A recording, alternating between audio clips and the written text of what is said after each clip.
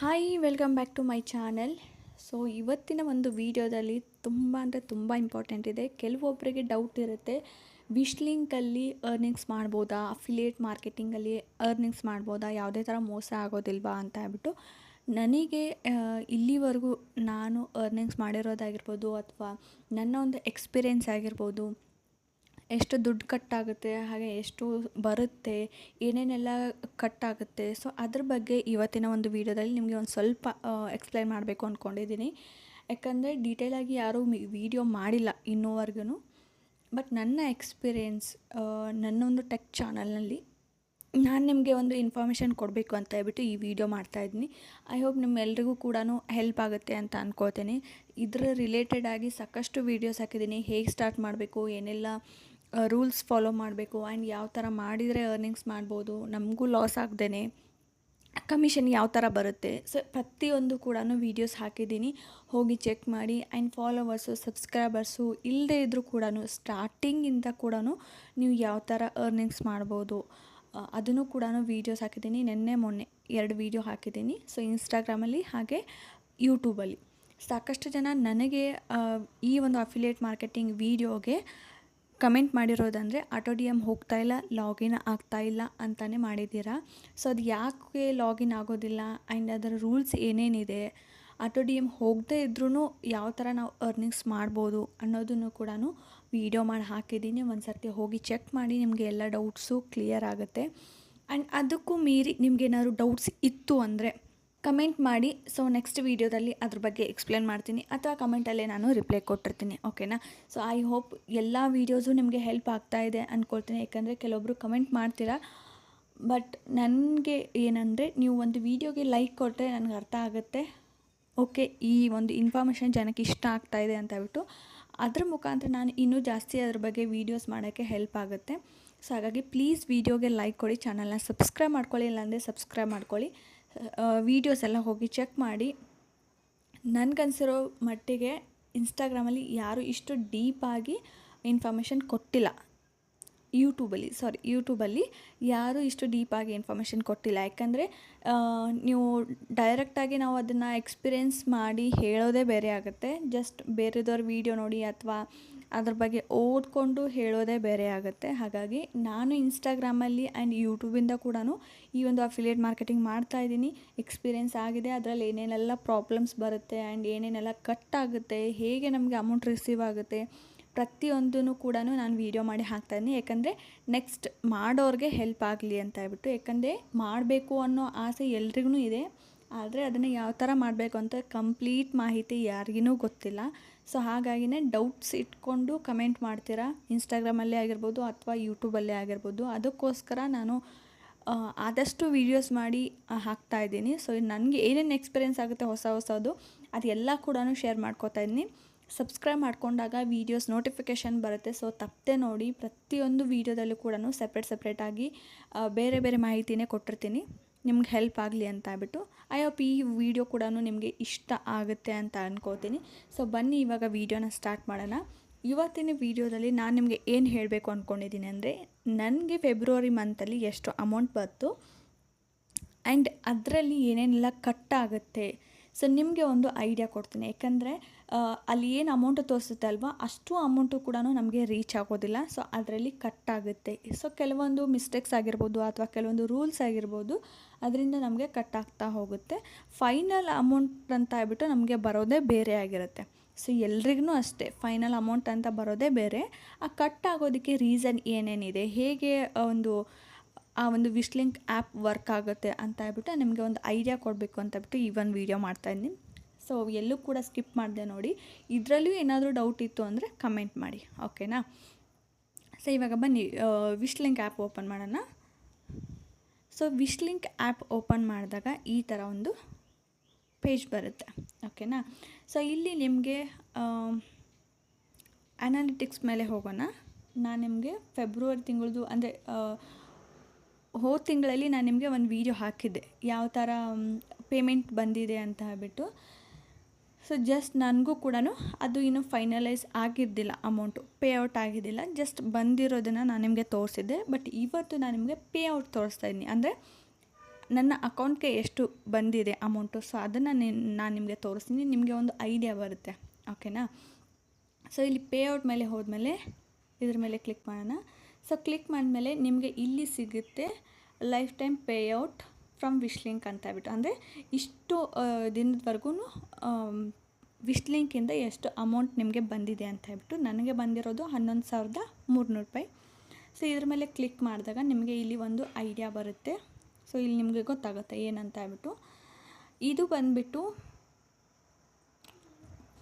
ಇಲ್ಲಿದೆ ನೋಡಿ, your confirmed commission by order month. ಓಕೆನಾ. ಸೊ ಇದು ಬಂದುಬಿಟ್ಟು ಫೆಬ್ರವರಿ ಮಂತದ್ದು ಅಮೌಂಟು. ಇಲ್ಲಿ ನಿಮಗೆ ಒಂದೊಂದಾಗಿ ಎಕ್ಸ್ಪ್ಲೇನ್ ಮಾಡ್ತೀನಿ. ಇಲ್ಲಿ ನೋಡಿ, ನನಗೆ ಒಂದು ಫೆಬ್ರವರಿ ಮಂತಲ್ಲಿ ಬರಬೇಕಾಗಿರೋ ಅಮೌಂಟ್ ಬಂದುಬಿಟ್ಟು 14,496. ಅಂದರೆ ಕಮಿಷನು ನನಗೆ ಇಷ್ಟು ಆಗಿತ್ತು, ತೋರಿಸ್ತಾ ಇತ್ತು. ಓಕೆನಾ. ಸೊ ಅದರಲ್ಲಿ ಅಡ್ಜಸ್ಟ್ಮೆಂಟ್ ಅಂತ ಹೇಳ್ಬಿಟ್ಟು 117 ರೂಪಾಯಿ ಕಟ್ಟಾಗಿದೆ. ಓಕೆನಾ. ಸೊ ಈ ಒಂದು ಅಡ್ಜಸ್ಟ್ಮೆಂಟ್ ಅಂದರೆ ಏನು? ಸೊ ಅಡ್ಜಸ್ಟ್ಮೆಂಟ್ ಅಂದರೆ ಇವಾಗ ನಾವು ಒಂದು ಪ್ರಾಡಕ್ಟ್ ಲಿಂಕ್ ಹಾಕಿರ್ತೀವಿ, ಜನ ಅದನ್ನು ಕ್ಲಿಕ್ ಮಾಡಿರ್ತಾರೆ, ಅದ್ರ ಕೆಳಗಡೆ ಸ್ಕ್ರಾಲ್ ಮಾಡಿದಾಗ ಬೇರೆ ಪ್ರಾಡಕ್ಟ್ಸು ಕೂಡ ಕಾಣುತ್ತೆ. ಕಡಿಮೆ ಒಂದು ಪ್ರೈಸ್ ಇರೋ ಅಂಥದ್ದು, ಅಥವಾ ಬೇರೆ ಈ ಪ್ರಾಡಕ್ಟ್ ಬೇಡ ಬೇರೆ ಪ್ರಾಡಕ್ಟ್ ಬೇಕು ಅಂತ ಹೇಳ್ಬಿಟ್ಟು ಬೇರೆ ಯಾವುದೋ ಆರ್ಡರ್ ಮಾಡ್ಕೊಂಡಿರ್ತಾರೆ. ಸೊ ಹಾಗಾಗಿ ಅಲ್ಲಿ ನಾವು ಕಳಿಸಿರೋ ಲಿಂಕಿಂದ ಡೈರೆಕ್ಟಾಗಿ ವ್ಯೂವರ್ಸು ಪರ್ಚೇಸ್ ಮಾಡಿರೋದಿಲ್ಲ, ಬೇರೆ ಒಂದು ಪರ್ಚೇಸ್ ಮಾಡ್ತಾರೆ. ಸೊ ಅದಕ್ಕೆ ನಮಗೆ ಹಾಫ್ ಕಮಿಷನ್ ಅಂತ ಹೇಳಿ ಸಿಗುತ್ತೆ, ಫುಲ್ ಸಿಗೋದಿಲ್ಲ, ಹಾಫ್ ಅಂತ ಸಿಗುತ್ತೆ. ಯಾಕಂದರೆ ನಮ್ಮ ಲಿಂಕ್ ಥ್ರೂ ಓಪನ್ ಮಾಡಿರ್ತಾರೆ ಆ್ಯಂಡ್ ಬೇರೆ ಪ್ರಾಡಕ್ಟ್ನ ಬೈ ಮಾಡಿರ್ತಾರೆ, ಹಾಗಾಗಿ ಫುಲ್ ಸಿಗೋದಿಲ್ಲ, ಅರ್ಧ ಸಿಕ್ಕಿರುತ್ತೆ. ಓಕೆನಾ. ಸೊ ಅದು ಏನಾಗುತ್ತೆ, ಅಡ್ಜಸ್ಟ್ಮೆಂಟ್. ಆ್ಯಂಡ್ ಇನ್ನೊಂದು ಏನು ರೀಸನ್ ಅಂದರೆ ನಾವು ಹಾಕಿರೋ ಪ್ರಾಡಕ್ಟು ಔಟ್ ಆಫ್ ಸ್ಟಾಕ್ ಆಗಿರುತ್ತೆ. ಸೊ ಅದಕ್ಕೋಸ್ಕರ ನಾವು ಬೇರೆ ಒಂದು ಪ್ರಾಡಕ್ಟ್ ಲಿಂಕನ್ನ ಹಾಕಿರ್ತೀವಿ. ಓಕೆನಾ. ಸೊ ನಾವು ಪರ್ಚೇಸ್ ಮಾಡಿರೋ ಒಂದು ಪ್ರಾಡಕ್ಟು ಔಟ್ ಆಫ್ ಸ್ಟಾಕ್ ಆದಾಗ ಸೆಲ್ಲರ್ಸ್ ಬೇರೆ ಆಗಿರ್ತಾರೆ ಆ್ಯಂಡ್ ಬೇರೆ ಒಂದು ಪ್ರಾಡಕ್ಟ್ ಲಿಂಕ್ ಹಾಕಿದಾಗ ಅವ್ರದ್ದು ನಾವು ಬೈ ಮಾಡಿರೋದಿಲ್ಲ. ಸೊ ಅಲ್ಲಿ ಕೂಡ ನಾವು ಏನು ಲಿಂಕ್ ಚೇಂಜ್ ಆಗಿರುತ್ತೆ, ನಾವು ಅಡ್ಜಸ್ಟ್ಮೆಂಟ್ ಮಾಡಿ ಹಾಕಿರ್ತೀವಿ. ಸೊ ಅದಕ್ಕೋಸ್ಕರ ಕಟ್ ಆಗಿರುತ್ತೆ. ಸೊ ಇಲ್ಲಿ ಬಂದುಬಿಟ್ಟು ಅಡ್ಜಸ್ಟ್ಮೆಂಟ್ಸ್. ಓಕೆನಾ. ನಾನು ಇನ್ನೊಂದು ಹೇಳಿದ್ದೆ, ಹಿಂದಿನ ಒಂದು ವೀಡಿಯೋದಲ್ಲಿ ನಾನು ನಿಮಗೆ ಹೇಳಿದ್ದೆ, ಬೇರೆ ಒಂದು ನಿಮಗೆ ಫಾಲೋವರ್ಸ್ ಇಲ್ಲ, ಸಬ್ಸ್ಕ್ರೈಬರ್ಸ್ ಇಲ್ಲ ಅಂದರೂ ಕೂಡ ಯಾವ ರೀತಿ ಅರ್ನಿಂಗ್ಸ್ ಮಾಡಬೇಕು ಅಂತ ಹೇಳಿದ್ದೆ. ಸೊ ಆ ಥರ ಮಾಡಿದಾಗಲೂ ಕೂಡ ಅಲ್ಲಿ ಒಂದು ಸ್ವಲ್ಪ ಅಮೌಂಟ್ ಅಂತ ಹೇಳ್ಬಿಟ್ಟು ಕಟ್ಟಾಗುತ್ತೆ. ಸೊ ಅದ್ರದ್ದು ಕೂಡ ಎಲ್ಲ ಟೋಟಲ್ ಬಂದುಬಿಟ್ಟು ನನಗೆ 117 ರೂಪಾಯಿ. ಸೊ ಈ ಒಂದು ಕೆಲವೊಂದು ರೀಸನ್ಸಿಂದ ಅಡ್ಜಸ್ಟ್ಮೆಂಟ್ ಅಂತ ಹೇಳ್ಬಿಟ್ಟು ಇಲ್ಲಿ 117 ರೂಪಾಯಿ ನನಗೆ ಕಟ್ಟಾಗಿದೆ. ಸೊ ಎಲ್ರಿಗೂ 117 ರೂಪಾಯಿನೇ ಕಟ್ಟಾಗಬೇಕು ಅಂತ ಇಲ್ಲ, ನಿಮ್ಮ ಅಮೌಂಟ್ ಮೇಲೆ ಡಿಪೆಂಡ್ ಆಗಿರುತ್ತೆ. ನಿಮ್ಮ ಅಮೌಂಟ್ ಜಾಸ್ತಿ ಇತ್ತು ಅಂದರೆ ಜಾಸ್ತಿ ಕಟ್ಟಾಗುತ್ತೆ, ಕಡಿಮೆ ಇತ್ತು ಅಂದರೆ ಒಂದು 2 ರೂಪಾಯಿ, 3 ರೂಪಾಯಿ, 1 ರೂಪಾಯಿ, 50 ಪೈಸಾ. ಸೊ ಈ ಥರನೂ ಕೂಡ ಕಟ್ಟಾಗುತ್ತೆ. ಓಕೆನಾ. ನಿಮಗೆ ಇನ್ನೂ ಡೌಟ್ ಇತ್ತು ಅಂದರೆ ಇಲ್ಲಿ ಅಡ್ಜಸ್ಟ್ಮೆಂಟ್ ಮೇಲೆ ಕ್ಲಿಕ್ ಮಾಡಿದರೆ ನಿಮಗೆ ಇಲ್ಲಿ ಅಡ್ಜಸ್ಟ್ಮೆಂಟ್ ಏನೇನಿದೆ ಅಂದರೆ ಯಾವ ಥರ ಕಟ್ಟಾಗುತ್ತೆ ಅಂತ ಹೇಳ್ಬಿಟ್ಟು ಕೊಟ್ಟಿರ್ತಾರೆ. ಓಕೆನಾ. ಸೊ ಇಲ್ಲಿ ಇದ್ರ ಮೇಲೆ ನಾನು ಕ್ಲಿಕ್ ಮಾಡಿದಾಗ ಇಲ್ಲೇ ಕೊಟ್ಟಿದ್ದಾರೆ ನೋಡಿ, sometime brands reports late commission category of sales. We are actively working with brands to provide you the right commissions in real time tracking. So ಅದೇ ನಾನು ಒಂದು ವೀಡಿಯೋ ಹಾಕಿದಾಗ ಅದು ಔಟ್ ಆಫ್ ಸ್ಟಾಕ್ ಆಗಿತ್ತು. ಸೊ ಎಲ್ಲರೂ ಜಾಸ್ತಿ ಕಮೆಂಟ್ ಮಾಡ್ತಾ ಇರಬೇಕಾದ್ರೆ ನಾನು ಬೇರೆ ಪ್ರಾಡಕ್ಟು ಕೂಡ ಲಿಂಕ್ ಮಾಡಿದ್ದೆ. ಸೊ ಆವಾಗ ನನಗೇನಾಗಿತ್ತು ಅಂದರೆ ಅಲ್ಲಿ ಬೇರೆ ಪ್ರಾಡಕ್ಟನ್ನ ಲಿಂಕ್ ಮಾಡಿದಾಗ ಒಂದು ಅಡ್ಜಸ್ಟ್ಮೆಂಟ್ ಮಾಡಿರ್ತೀವಲ್ವ, ಸೊ ಹಾಗಾಗಿ ಒಂದು ಸ್ವಲ್ಪ ಅಂತ ಹೇಳ್ಬಿಟ್ಟು ಕಟ್ಟಾಗುತ್ತೆ ಅಷ್ಟೇ. ಇನ್ನು ನೆಕ್ಸ್ಟ್ ಕೆಳಗಡೆ ಬಂದುಬಿಟ್ಟು 21 ರೂಪಾಯಿ ಕಟ್ಟಾಗಿದೆ. ಇಲ್ಲಿ 21 ರೂಪೀಸ್ ಕಟ್ಟಾಗಿದೆ. ಇದು ಯಾಕೆ ಅಂದರೆ ಫ್ಲ್ಯಾಗ್ಡ್ ಕಂಟೆಂಟ್. ಸೊ ಈ ಒಂದು ಫ್ಲ್ಯಾಗ್ಡ್ ಕಂಟೆಂಟ್ ಏನಪ್ಪ, ಸೊ ಫ್ಲ್ಯಾಗ್ಡ್ ಕಂಟೆಂಟ್ ಅಂದರೆ ಏನು ಅಂದರೆ ರೂಲ್ಸ್ ಫಾಲೋ ಮಾಡಿಲ್ಲ ಅಂದರೆ, ಎಸ್ಪೆಷಲಿ ಮೀಶೋ ಆ್ಯಪ್. ಸೊ ನೀವು ಯಾವುದೇ ವೆಬ್ಸೈಟ್ ಪ್ರಾಡಕ್ಟ್ ತೊಗೊಂಡ್ರೂ ಕೂಡ ಇಷ್ಟು ಕಂಡೀಷನ್ಸು ರೂಲ್ಸು ಯಾವುದೂ ಇರೋದಿಲ್ಲ. ಬಟ್ ಮೀಶೋದಿಂದ ಏನಾದರೂ ನೀವು ಪರ್ಚೇಸ್ ಮಾಡ್ತಾ ಇದ್ದೀರಾ ಅಂದರೆ ತುಂಬಾ ಕೇರ್ಫುಲ್ಲಾಗಿ ನೀವು ಮಾಡಬೇಕು. ಯಾಕಂದರೆ ಸಾಕಷ್ಟು ಅಲ್ಲಿ ಕಟ್ಟಾಗುತ್ತೆ ರೂಲ್ಸ್ ಫಾಲೋ ಮಾಡಿಲ್ಲ ಅಂದರೆ. ಓಕೆನಾ. ಸೊ ಏನೇನು ಫಾಲೋ ಮಾಡಬೇಕು ಅಂದರೆ ಮೀಶೋ ಆ್ಯಪ್ನ ಟ್ಯಾಗ್ ಮಾಡಿರಬೇಕು ಆ್ಯಂಡ್ ಮೀಶೋ ಆ್ಯಪ್ ಸಿಂಬಲ್ ಹಾಕಿರಬೇಕು, ಹ್ಯಾಶ್ಟ್ಯಾಗ್ಸ್ ಹಾಕಿರಬೇಕು. ಸೊ ಇದೆಲ್ಲನೂ ಮಾಡಬೇಕು. ಇದು ಯಾವುದೇ ಮಾಡಿಲ್ಲ ಅಂದರೂ ಕೂಡ ನಿಮಗೆ ಈ ಥರ ಕಟ್ಟಾಗುತ್ತೆ. ಸೊ ರೂಲ್ಸ್ ಫಾಲೋ ಮಾಡಿಲ್ಲ ಅಂದರೆ ಆಮೇಲೆ ಇನ್ನೊಂದು ಏನಪ್ಪ ಅಂದರೆ ಕರೆಕ್ಟ್ ಪ್ರೈಸ್ನ ಮೆನ್ಷನ್ ಮಾಡಬಾರ್ದು. ಅಂದರೆ ನಾವು ಇವಾಗ ಪ್ರೈಸು ಹೆಚ್ಚು ಕಡಿಮೆ ಆಗ್ತಾ ಇರುತ್ತೆ, ನಮಗೆ ಗೊತ್ತಿರೋದಿಲ್ಲ. ಹಾಗಾಗಿ ಸೊ ಪ್ರೈಸ್ ಮೆನ್ಷನ್ ಮಾಡಬಾರ್ದು, ಸ್ಕ್ರೀನ್‌ಶಾಟ್ ಹಾಕಬಾರ್ದು, ಪ್ರೈಸ್ ಇಷ್ಟಿದೆ ಅಂತ ಹೇಳ್ಬಿಟ್ಟು ಸ್ಕ್ರೀನ್‌ಶಾಟ್ ಹಾಕಬಾರ್ದು. ಸೊ ಇದು ಏನೂ ಮಾಡೋಕ್ಕೆ ಹೋಗಬೇಡಿ, ಜಸ್ಟ್ ಲಿಂಕ್ ಚೆಕ್ ಮಾಡಿ ಅಂತ ಹೇಳ್ಬಿಟ್ಟು ಹೇಳಿನೇ ಹೊರತು ಇಷ್ಟು ಕಡಿಮೆ ಪ್ರೈಸ್ಗೆ ನಾನು ತೊಗೊಂಡೆ ಅಂತ ಹೇಳ್ಬಿಟ್ಟು ನೀವು ಡೈರೆಕ್ಟಾಗಿ ಅಮೌಂಟ್ ಹೇಳೋದಾಗಿರ್ಬೋದು ಅಥವಾ ಸ್ಕ್ರೀನ್‌ಶಾಟ್ ಹಾಕೋದಾಗಿರ್ಬೋದು, ಈ ಥರ ಮಾಡೋಕ್ಕೋಗ್ಬೇಡಿ. ಅಲ್ಲಿ ಏನಾಗುತ್ತೆ ಅಂದರೆ ಪ್ರೈಸ್ ಮಿಸ್ ಮ್ಯಾಚ್ ಅಂತ ಹೇಳ್ಬಿಟ್ಟು ಫ್ಲ್ಯಾಗ್ ಬರುತ್ತೆ. ಆಮೇಲೆ ನೀವು ಯಾವ ಪ್ರಾಡಕ್ಟ್ನ ಬೈ ಮಾಡಿರ್ತೀರ ಅದೇ ಪ್ರಾಡಕ್ಟ್ನ ನೀವು ಶೋ ಮಾಡಬೇಕಾಗುತ್ತೆ. ಇಲ್ಲ ಅಂದರೆ ಅಲ್ಲಿ ಕೂಡ ಫ್ಲ್ಯಾಗ್ ಬರುತ್ತೆ. ಸೊ ನನಗೆ ಆ್ಯಕ್ಚುಲಿ ನಾನು ಆವಾಗ ಇನ್ನೂ ಸ್ಟಾರ್ಟಿಂಗಲ್ಲಿತ್ತು, ಬಟ್ ಮಿಸ್ ಆಗಿ ಅದನ್ನೇನು ಮಾಡಿದೆ ಅಂದರೆ ಟ್ಯಾಗ್ ಮಾಡಿರಲಿಲ್ಲ. ಸೊ ಮೀಶೋ ಆ್ಯಪ್ನ ಟ್ಯಾಗ್ ಮಾಡದೇ ಇರೋ ರೀಸನ್ಗೆ ನನಗೆ ₹21 ಕಟ್ಟಾಗಿದೆ. ಓಕೆನಾ. ಸೊ ಇದು ರೀಸನ್ ಗೊತ್ತಾಯಿತು ಅಂದ್ಕೊಳ್ತೀನಿ. ಇನ್ನು ನೆಕ್ಸ್ಟ್ ಬಂದುಬಿಟ್ಟು ಇದೆಲ್ಲನೂ ಕಟ್ಟಾಗಿ ಅಂದರೆ adjustment ₹117 and flag content ₹21. So ಇದೆಲ್ಲ ಕಟ್ಟಾಗಿ ನನಗೆ ಒಂದು ರಿಸೀವ್ ಆಗಿರೋ ಅಮೌಂಟ್ ಬಂದುಬಿಟ್ಟು ರಿಸೀವ್ ಆಗಿರೋದಲ್ಲ, 14,357. 14,357. ನನಗೆ ಬರಬೇಕಾಗಿರೋದೆಷ್ಟು 14,496, ಬಟ್ 14,357 ಇದನ್ನೆಲ್ಲ ಕಟ್ಟಾಗಿ ಬಂತು. ಓಕೆನಾ.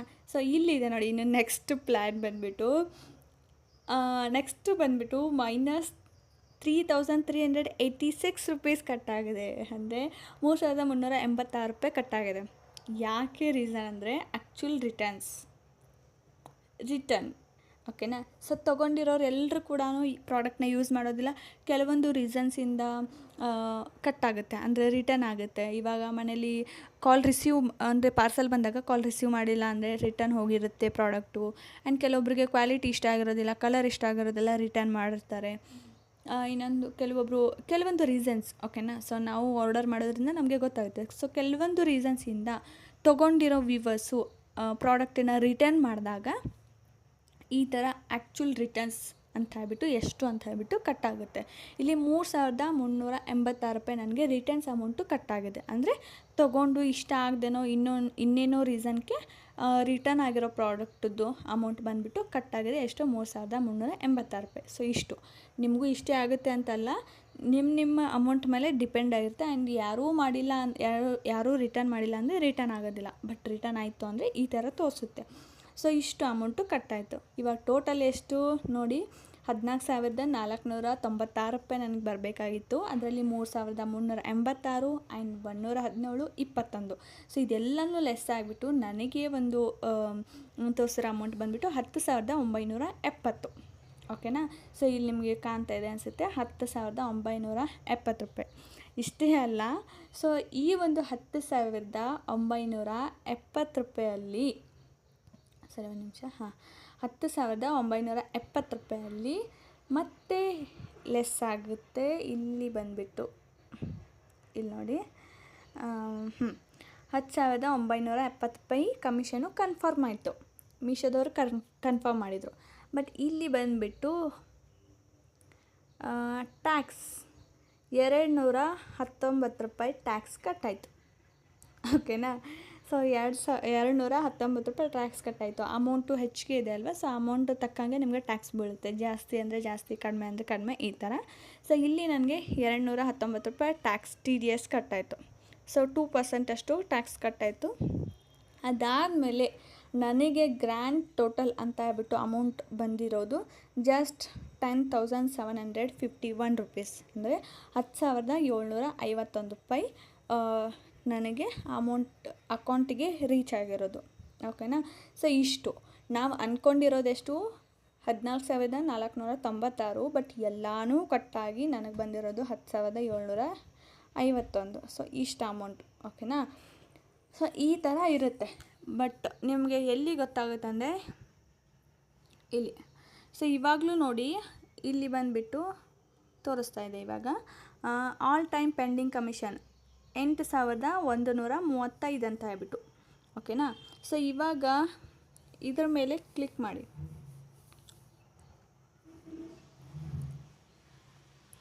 ಇದರ ಮೇಲೆ ಕ್ಲಿಕ್ ಮಾಡಿದಾಗ ಈ ಥರ ತೋರಿಸುತ್ತೆ.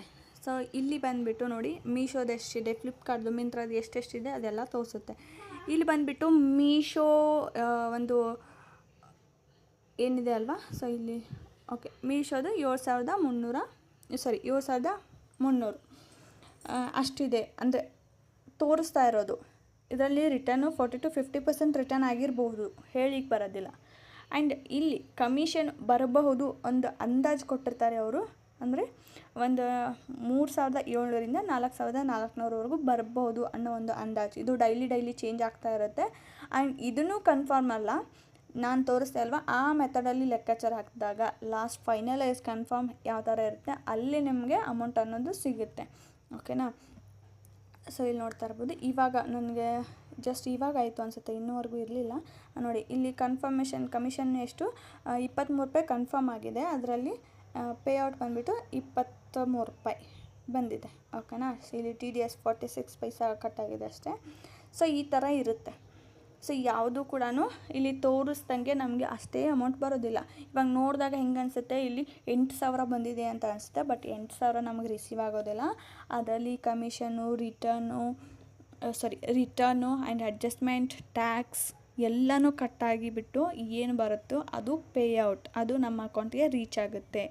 ಕೆಲವೊಂದು ಜಾಸ್ತಿ ರಿಟರ್ನ್ ಆಗಿತ್ತು ಅಂದರೆ ರಿಟರ್ನು ಹೋಗುತ್ತೆ. ಇವಾಗ ಕೆಲವೊಂದು ಐಟಮ್ಸ್ ತರಿಸ್ಕೊಂಡಿರ್ತಾರೆ, ಮನೇಲಿ ಬೇಡ ಅಂದಿರ್ತಾರೆ, ಅಥವಾ ಕ್ವಾಲಿಟಿ ಚೆನ್ನಾಗಿರಲ್ಲ, ಅವ್ರಿಗೆ ಪ್ರೈಸ್ ಹೆಚ್ಚು ಅನಿಸಿರುತ್ತೆ, ಅಥವಾ ಕಾಲ್ ರಿಸೀವ್ ಮಾಡಿರೋದಿಲ್ಲ, ಏನೋ ಒಂದು ಮಿಸ್ಟೇಕ್ ಆಗಿ ರಿಟರ್ನ್ ಆಗಿರುತ್ತೆ. ಸೊ ಅಂಥ ಅಮೌಂಟ್ಸ್ ನಮಗೆ ಕಟ್ಟಾಗುತ್ತೆ. ಓಕೆನಾ. ಸೊ ನಾನು ಈ ವಿಡಿಯೋ ಮಾಡೋ ಉದ್ದೇಶ ಏನಂದರೆ, ಜಸ್ಟ್ ಇಲ್ಲಿ ತೋರಿಸಿರೋ ಅಮೌಂಟನ್ನ ನೀವು ನಂಬ್ಕೊಳ್ಳೋಕೆ ಹೋಗಬೇಡಿ. ಅಲ್ಲಿ ಫೈನಲ್ ಆಗಿ ಕನ್ಫರ್ಮ್ ಪೇಔಟ್ ಏನು ಬರುತ್ತೆ ಅಲ್ವಾ, ಇಲ್ಲಿ ತೋರಿಸುತ್ತೆ ನೋಡಿ, ಈ ಅಮೌಂಟ್ ಬಂದುಬಿಟ್ಟು ನಿಮಗೆ ಕರೆಕ್ಟಾಗಿ ಕೈಗೆ ರೀಚ್ ಆಗುವಂಥ ಅಮೌಂಟ್ ಅಷ್ಟೇ. ಓಕೆನಾ. ಸೊ ಇದನ್ನು ನಂಬ್ಕೊಳ್ಳೋಕೆ ಹೋಗಬೇಡಿ, ಹೋಪ್ನ ಇಟ್ಕೊಳ್ಳೋಕೆ ಹೋಗಬೇಡಿ. ಓಕೆನಾ. ಸೊ ಐ ಹೋಪ್ ನಿಮಗೆ ಈ ವಿಡಿಯೋ ಹೆಲ್ಪ್ಫುಲ್ ಆಯಿತು ಅನ್ಕೋತೀನಿ. ಯಾಕಂದರೆ ಯಾರೂ ಕೂಡ ನಾನು ಚೆಕ್ ಮಾಡಿದ್ದೀನಿ, ಇಷ್ಟು ಕ್ಲಿಯರಾಗಿ ಯಾರೂ ತೋರಿಸಿಲ್ಲ. ಸೊ ನಾನು ನಿಮಗೆ ಒಂದು ಐಡಿಯಾ ಬರಲಿ ಅಂತ ಹೇಳ್ಬಿಟ್ಟು ತೋರಿಸ್ತಾ ಇದ್ದೀನಿ ಅಷ್ಟೇ. ನಾನು ಆಗಲೇ ಹೇಳ್ದಂಗೆ ಟೆಕ್ ಚಾನಲ್ ಮಾಡೋರು ಯಾರೂ ಕೂಡ ಇದನ್ನು ಮಾಡಿರೋದಿಲ್ಲ, ಅಫಿಲಿಯೇಟ್ ಮಾರ್ಕೆಟಿಂಗ್ನ ಮಾಡಿರೋದಿಲ್ಲ. ಆ್ಯಂಡ್ ಜಸ್ಟ್ ಬೇರೆದವ್ರ ವೀಡಿಯೋ ನೋಡಿ ಅಥವಾ ಅವರು ಆ ಒಂದು ಆ್ಯಪ್ ಬಗ್ಗೆ ತಿಳ್ಕೊಂಡು ಹೇಳ್ತಾ ಇರ್ತಾರೆ ಹೊರತು ಪರ್ಸ್ನಲ್ ಆಗಿ ಎಕ್ಸ್ಪೀರಿಯೆನ್ಸ್ ಮಾಡಿ ಹೇಳ್ತಾ ಇರೋದಿಲ್ಲ. ಬಟ್ ನಾನು ಇದನ್ನು ಮಾಡ್ತಾ ಇರೋದ್ರಿಂದ ನಿಮಗೆ ಒಂದು ನಂಬಿಕೆ ಬರಲಿ ಆ್ಯಂಡ್ ಅದ್ರ ಬಗ್ಗೆ ಗೊತ್ತಾಗಲಿ ಅಂತ ಹೇಳ್ತಾ ಇದ್ದೀನಿ ಅಷ್ಟೇ. ಸೊ ಇದ್ರ ರಿಲೇಟೆಡ್ ಆಗಿ ಇನ್ನೂ ಜಾಸ್ತಿ ಇನ್ಫಾರ್ಮೇಷನ್ ಕೊಟ್ಟಿದ್ದೀನಿ, ವೀಡಿಯೋಸ್ ಹೋಗಿ ಚೆಕ್ ಮಾಡಿ, ನಿಮಗೆ ಹೆಲ್ಪ್ ಆಗುತ್ತೆ. ಆ್ಯಂಡ್ ಎಲ್ಲ ವೀಡಿಯೋಸು ಕೂಡ ಇಷ್ಟಪಟ್ಟು ನೋಡ್ತಾ ಇದ್ದೀರಾ, ಪ್ಲೀಸ್ ಒಂದು ಲೈಕ್ ಮಾಡಿ. ಸೊ ಲೈಕ್ ಮಾಡಿ ಕಮೆಂಟ್ ಮಾಡಿ, ನಿಮಗೆ ಅದ್ರ ಬಗ್ಗೆ ಏನಾದರೂ ಇನ್ನೂ ಡೌಟ್ ಇತ್ತು ಆ್ಯಂಡ್ ಅದ್ರ ಬಗ್ಗೆ ಇನ್ಫಾರ್ಮೇಷನ್ ಬೇಕಿತ್ತು ಅಂದರೆ ಕಮೆಂಟ್ ಮಾಡಿ. ಓಕೆನಾ. ಸೊ ಇವತ್ತಿನ ವೀಡಿಯೋ ಇದಾಗಿತ್ತು. ನಿಮ್ಗೆ ಹೆಲ್ಪ್ ಆಗಿದ್ದರೆ ಒಂದು like, subscribe, share. Thank you.